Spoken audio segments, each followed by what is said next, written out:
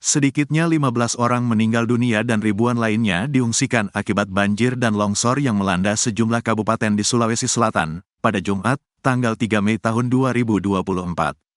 Pakar kebencanaan menilai pemerintah daerah dan pusat belum menyentuh mitigasi risiko sehingga jatuhnya korban akibat bencana alam bisa dihindari. Badan Nasional Penanggulangan Bencana, BNPB, melaporkan sebanyak 14 orang meninggal dunia di Kabupaten Luwu akibat tertimbun longsor dan terseret banjir. Adapun satu orang lainnya meninggal dunia di Kabupaten Sidenreng Rapang atau lazim disebut Sidrap. Selain Kabupaten Luwu dan Sidrap, bencana banjir telah melanda Kabupaten Wajo, Sinjai, Enrekang, Pinrang, dan Sopeng. Badan Penanggulangan Bencana Daerah, BPBD, Sulsel melaporkan bahwa Luwu adalah kabupaten yang paling parah terpapar banjir. Terdapat 13 kecamatan di kabupaten itu yang terendam banjir.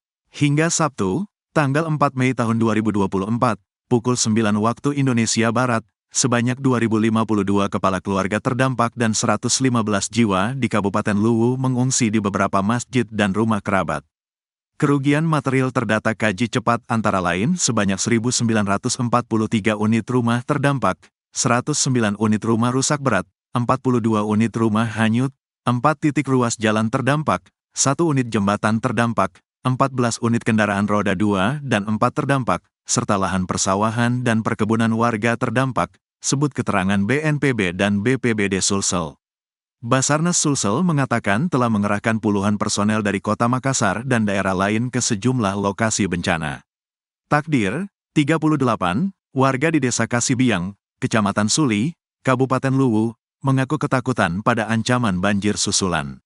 Menurut Takdir, warga di desanya mulai waspada karena ada titik longsor di pegunungan dekat desa. Kita tetap waspada karena di wilayah pegunungan ada beberapa titik longsor. Jangan sampai tiba-tiba datang air bah, paparnya kepada wartawan. Takdir menyebut sanak saudaranya yang tinggal di Desa Malela Suli sudah mengungsi sejak siang hingga malam. Ada yang ke rumah keluarga terdekat atau masjid terdekat. Sudah banyak yang dievakuasi. Kendaraan tidak bisa masuk, biar motor trail susah tembus karena jalan itu lumpur sampai di atas lutut, kata Takdir. Kekhawatiran Takdir cukup beralasan mengingat Badan Meteorologi, Klimatologi dan Geofisika, BMKG, WIL. 4 Makassar telah mengeluarkan tanda siaga selama 3 hari ke depan untuk wilayah bencana. Prakirawan BMKG 4 Makassar, Amhar Ulfiana, menyebutkan potensi bencana hidrometeorologi seperti banjir bandang dan tanah longsor di sejumlah daerah.